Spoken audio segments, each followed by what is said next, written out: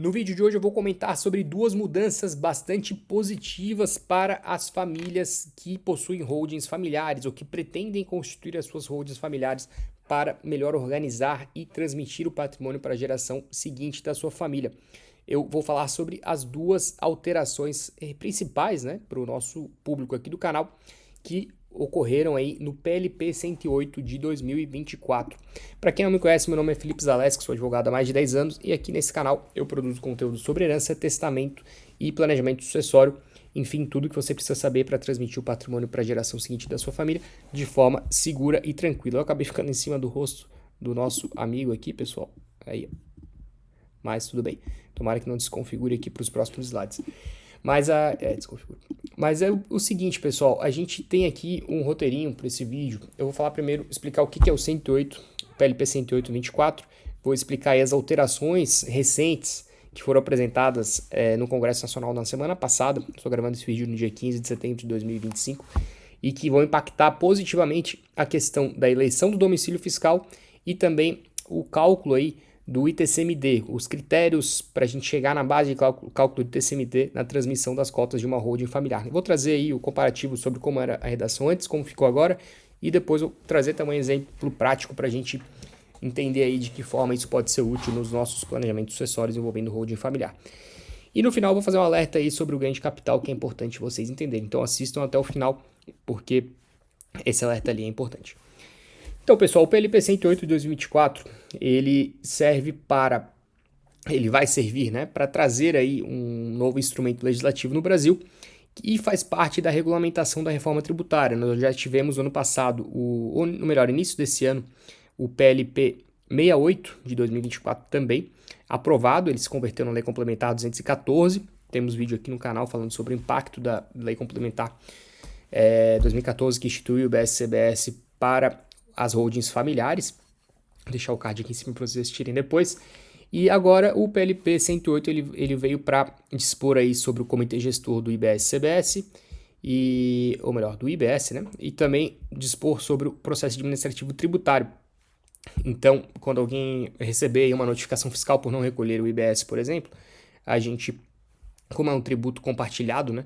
Então a gente tem os estados e os municípios, a gente tem que, é um pouco mais complexo estabelecer como vai funcionar essa situação aí, esse administrativo. Mas o que nos interessa para o vídeo de hoje é a segunda parte ali, que esse PLP, por algum motivo, eles resolveram unificar, porque assim, a reforma tributária, a emenda constitucional 132 de 2023, ela também trouxe algumas alterações em relação ao ITCMD. Nós já comentamos aqui também, pois eu posso deixar o link para outro vídeo explicando melhor, mas algumas alterações bem relevantes, justamente sobre competência para cobrar o imposto, sobre tributação de bens no exterior, que o STF já tinha declarado a inconstitucionalidade das leis estaduais justamente por ausência de uma lei complementar, e que essa lei complementar está chegando agora, vai ser oriunda aí justamente desse PLP.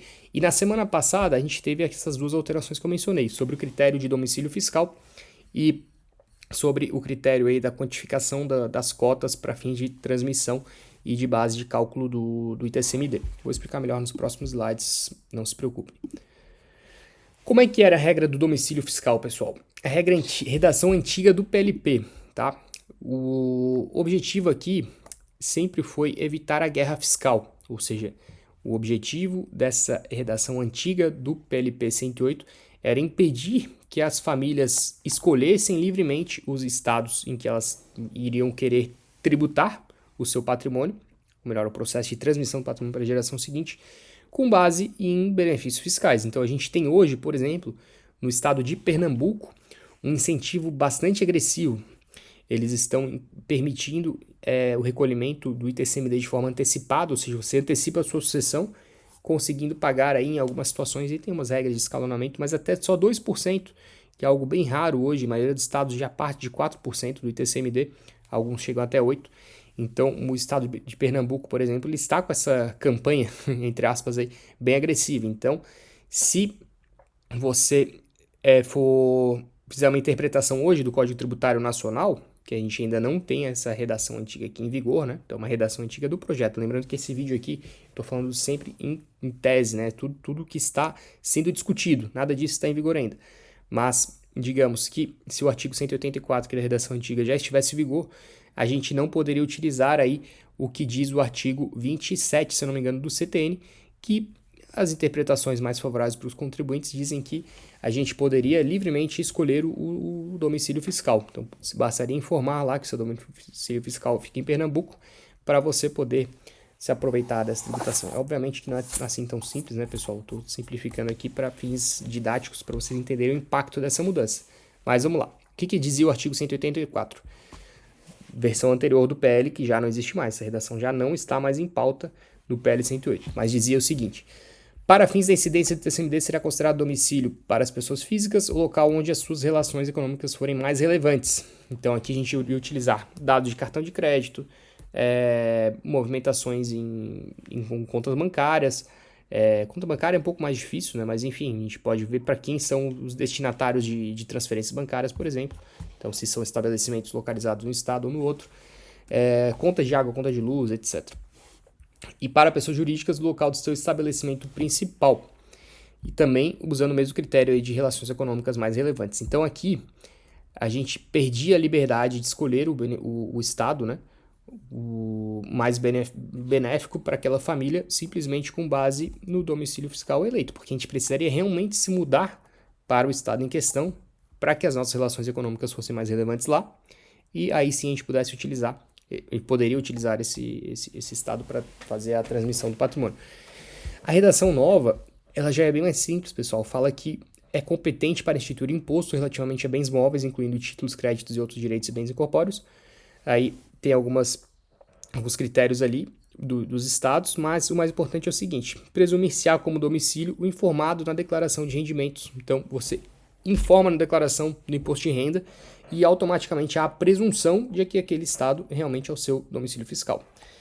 Agora, se os estados vão exigir que você comprove onde as suas movimentações econômicas são mais relevantes e tal, aí são outros 500, mas o fato é que há uma presunção. Então, quando a gente fala que a presunção é favorável ao contribuinte, vai caber à fiscalização tributária comprovar o contrário. Então, aqui a gente está falando de ônus da prova. Quem que tem o dever de comprovar que o domicílio não era aquele? Então, é uma inversão bem relevante aqui, né? Então, o fisco vai ter que comprovar, caso assim ele entenda que você utilizou um domicílio fiscal fraudulento. Obviamente que a gente não vai escolher um estado em que você não tenha relação nenhuma, né? Simplesmente, nunca fui em Pernambuco, vou lá botar que eu moro em Pernambuco, aluga um coworking lá e faz a transferência aí, obviamente que é difícil isso parar de pé. Mas, se você tem relacionamentos, já tem algum tipo de vínculo com outro estado, já tem investimentos lá, já faz reuniões, eu sou de Santa Catarina, mas eu vou muito para São Paulo, tem negócios lá e tal, já tem um apartamento lá, enfim. Mas aí isso é objeto para a gente tratar em outro vídeo. Depois a gente vai dar um exemplo, tá? Como utilizar essa estrutura aí de domicílio fiscal na prática, né? Então, como mencionei lá no roteirinho, a gente tem um exemplo depois. Mas para mim, a alteração mais importante, mais relevante, não foi nem essa. Por quê?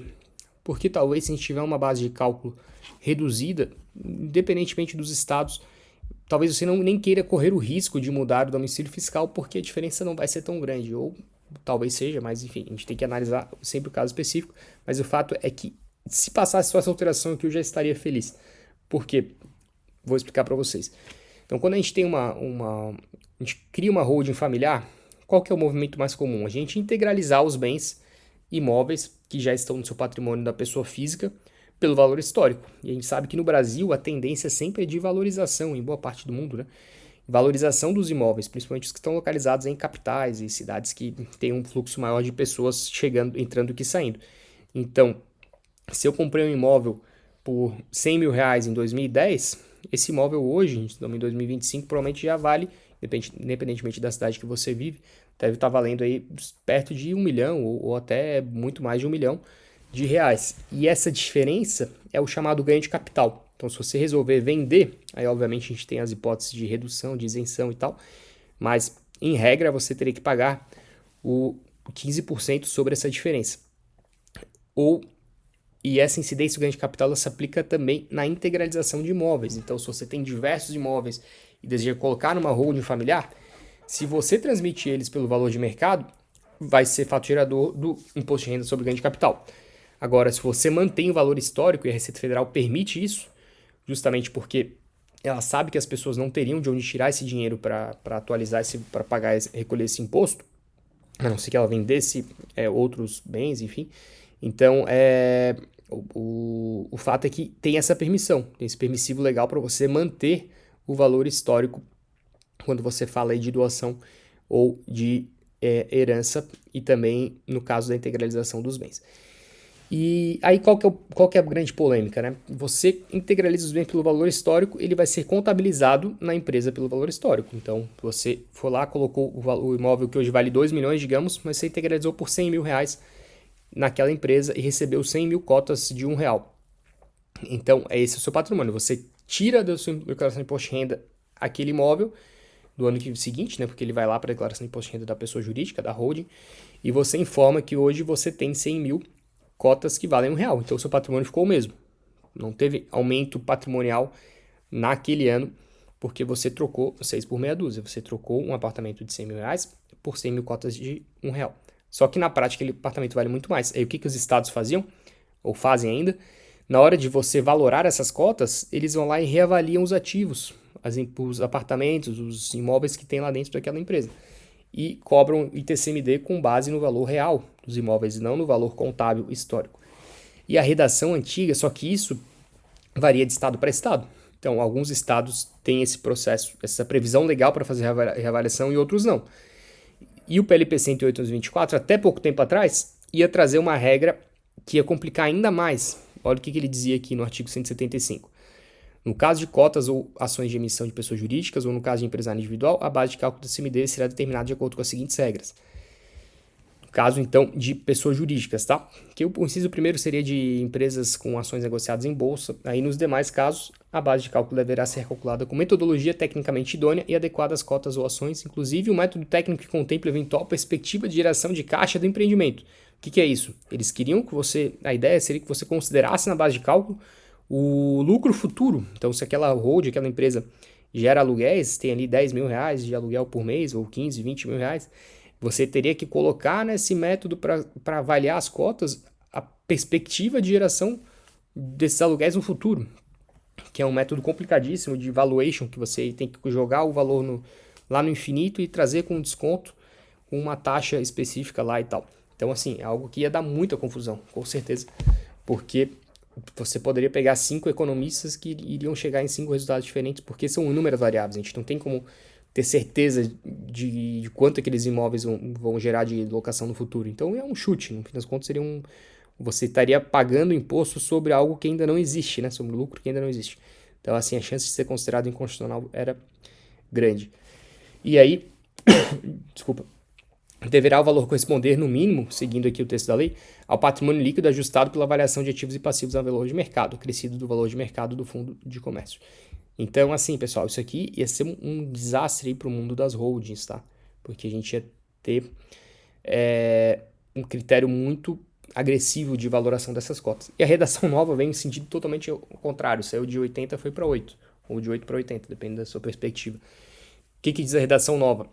Na transmissão de cotas ou ações, a base de cálculo será calculada com base no valor patrimonial, correspondente ao patrimônio líquido dividido pela quantidade de cotas ou ações representativas do capital social integralizado. Então, não tem mais essa discussão. Eu integralizei lá por 100 mil reais, que era o valor histórico, valor patrimonial da empresa, se não tem outras movimentações, outros ativos ali, vai ser esse. Se não tem uma marca, por exemplo, que pode, enfim. Aí a importância maior ainda é a gente separar o que é empresa operacional, o que é empresa patrimonial familiar. Então, criar uma holding simplesmente para os ativos imobiliários vai ser ainda mais importante por conta disso aqui, para a gente não distorcer esse valor patrimonial.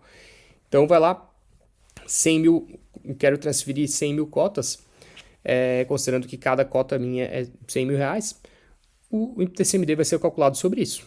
Se for 4%, 4 mil reais. Se for 8%, 8 mil reais. E aí por aí vai. Então, a gente não vai mais ter esse problema, né, de interpretação. E o melhor ainda, né, os estados que prevêem a reavaliação de dos ativos, não vão mais poder usar esse instrumento, porque a gente vai ter uma lei complementar federal que vai se sobrepor às regras estaduais. Então, a não ser que eles entrem com alguma tese de interferência no... Não vou nem dar ideia aqui. Interferência na competência legislativa dos estados, enfim. O princípio da separação dos poderes e do pacto federativo e tal. Que eu acho pouco provável que dê certo, mas enfim. A princípio é isso. Vai prevalecer essa previsão aqui. Então é por isso que a gente tem que agora torcer para que esse projeto seja aprovado dessa forma o quanto antes. Porque vai ser muito mais fácil você fazer esse tipo de planejamento sucessório. Então, essa defasagem que existe aí na declaração de imposto de renda vai jogar a nosso favor para fins de planejamento sucessório envolvendo holding familiar. Não sei por quanto tempo vai durar, mas o fato é que se isso aqui entrar em vigor, eu vou recomendar para as famílias que eu conheço aqui, que têm esse interesse, fazer o quanto antes, né? Antes que mudem de novo aí por lobby no Congresso. Então, um exemplo prático que eu prometi para vocês. O João possui em sua declaração do IR, o mesmo exemplo que eu acabei de dar ali, nem lembrava mais. Um apartamento declarado por R$100 mil em 1998, resolveu integralizar esse bem em uma holding familiar pelos mesmos R$100 mil, recebendo em troca 100 mil cotas de R$1 cada uma. Então, a mesma situação que eu já comentei para vocês aqui, é como se fosse da direita aqui uma empresa, né? Então, uma logomarca de uma empresa dele, a holding familiar dele. E aí, ele pega esses R$100 mil e doa para o filho 1 e para o filho 2, que passam a ser titulares, recolhendo, né, imposto de acordo com a base de cálculo dos R$100 mil, valor histórico, e eles passam a ser titulares das cotas dessa holding, que por sua vez é detentora do patrimônio. Então a gente consegue evitar aí, nesse cenário, né, se isso passar, lembrando que é um projeto de lei, conseguiria evitar a tributação sobre o valor de mercado. E como é que a gente faz para se aproveitar do domicílio vantajoso? Então imagina você cria essa holding, fez esse esquema, mas ainda assim o meu estado aqui ele cobra 8%, eu quero ir para um estado que cobre 4%, como o estado de São Paulo, por exemplo, que hoje ainda nem tem alíquota progressiva. Uma das mudanças da reforma tributária foi obrigar os estados a adotarem alíquotas progressivas. E o que São Paulo fez? Está tramitando um projeto de lei que a alíquota é progressiva, mas de 1% a 4%, porque não tem a obrigação na Constituição de você chegar ao teto. O teto hoje é 8% e o Senado pode mudar isso a qualquer momento, aumentando ou diminuindo. E uma outra mudança que eu não comentei, não botei nesse vídeo aqui, mas só falar rapidamente, é que na versão anterior do PLP, eles queriam criar uma alíquota fixa de 8% para grandes patrimônios. Então, e aí os estados teriam essa liberdade para dizer o que é um grande patrimônio. Então, imagina, um imóvel acima de R$5 milhões, aí já é grande patrimônio, a alíquota é cheia de 8%, não tem mais a progressividade. Isso também foi uma alteração positiva aqui, que não tem mais essa previsão no PLP após as alterações recentes aí, anunciadas pelo senador Eduardo Braga. Eduardo Braga? Não lembro mais se é esse o nome exato do senador. Então vamos para esse exemplo aqui, pessoal. Domicílio vantajoso, 3 passos. Passo 1, criar holding familiar, integralizando nela imóveis de sua propriedade. Passo 2, escolher um domicílio fiscal mais vantajoso. Lembrando, não vai escolher aleatoriamente, você precisa ter realmente uma relação, você precisa frequentar aquele estado, precisa ter negócios ali, ou sua família precisa ter, enfim, ter familiares lá, ou ainda que você se mude temporariamente, né? Tem gente que se muda de país para poder pagar menos imposto, então às vezes não custa se mudar aí por 2, 3 anos para um outro estado se você tem realmente patrimônio suficiente para isso, para economizar aí R$1 milhão em imposto. Talvez valha a pena, talvez não, aí você que vai ter que dizer. E o passo 3, fazer a doação das cotas ainda em vida, recolhendo TCMD para o estado do domicílio eleito. Então, basicamente seria isso, pessoal, esse exemplo que eu dei aqui. E qual que é o alerta sobre ganho de capital? É que nesse sistema que eu falei, né, de você integralizar pelo valor histórico e transferir de acordo com as cotas de acordo com o valor histórico, você acaba não podendo utilizar os redutores de ganho de capital que utilizam o critério tempo, né? Então a gente tem alguns fatores. Eu vou deixar um link para um vídeo aqui que eu gravei recentemente, que é como pagar menos imposto na transmissão de imóveis, para vocês verem quais são esses redutores que levam o fator tempo em consideração. Por quê? Porque a partir do momento que você integraliza o imóvel na holding, a data de aquisição daquele imóvel passa a ser a data atual. Então, deixa de o imóvel estar na sua declaração de imposto de renda lá desde aquela época e você não atualizou, então você não vai ter os redutores do ganho de capital para poder pagar menos imposto, e a nova data de aquisição pela holding passa a ser atual. Então, o ganho de capital o cálculo do ganho de capital passa a considerar o momento, então, dessa integralização. O outro ponto negativo, o IR sobre o ganho de capital na PJ, na holding, na pessoa jurídica, é mais alto, E a tributação como estoque, que seria a alternativa. Então, quando a gente tributa o ganho de capital na pessoa jurídica, lucro presumido, a gente chega a pagar 34%, porque são os 15% de imposto de renda, mais 10% do adicional do imposto de renda, e na verdade não vai chegar a 34%, mas é quase 34%, né? Por conta, o adicional é cobrado só sobre o que ultrapassa ali os 60 mil reais no ano. E a gente tem a questão do CSLL 9%, então a gente pode chegar até 34%, e a alternativa seria a tributação como estoque, que aí você, em vez de tributar o ganho de capital, você tributa como uma mercadoria. Então a gente teria aí hoje, chega a 6,93%, se eu não me engano, só que com a reforma tributária, essa tributação como estoque vai ser realmente bem complicada. Eu também fiz uma simulação, eu simulei vários cenários naquele vídeo ali que eu mencionei para vocês sobre como economizar tributo na venda de imóveis, e inclusive eu faço essa simulação no cenário pós-reforma tributária. Então vocês vão ver que nem tudo são flores, né? Então a gente teve esse benefício de um lado, mas o ganho de capital pode ser um problema do outro lado. Então, inclusive, o STF está para julgar se a gente pode cobrar o ganho de capital nas transmissões onerosas, ou melhor, não onerosas, né, de doação ou de sucessão causa-mortes, por conta de uma bitributação, né? Você não acaba tributando pela transmissão não onerosa e se você atualizar o valor de mercado, você acaba pagando o ganho de capital. Mas é claro, se a gente quer manter o valor histórico, em algum momento, se você quiser vender depois, esse ganho de capital vai ter que ser apurado. Então, sempre tem que analisar caso a caso, pessoal. Botar numa planilha, ver os cenários todos. Por isso, sempre contrate um profissional de sua confiança para fazer esse estudo. Pessoal, pelo vídeo de hoje era isso. Para quem tiver interesse no meu curso de planejamento sucessório, eu vou deixar o link aqui no primeiro comentário. E não deixe de novo de se inscrever aqui no canal, ativar as notificações para não perder os próximos vídeos. E, principalmente, comentar o que você achou sobre esse vídeo, quais os vídeos que você gostaria de ver aqui no canal, porque a gente está sempre produzindo conteúdo de acordo com o que vocês solicitam. Inclusive, eu estou devendo alguns tipos de vídeos que vocês já pediram no outro vídeo anterior que eu coloquei, mas está na pauta aí para serem gravados. Era isso, pessoal, um abraço e até a próxima.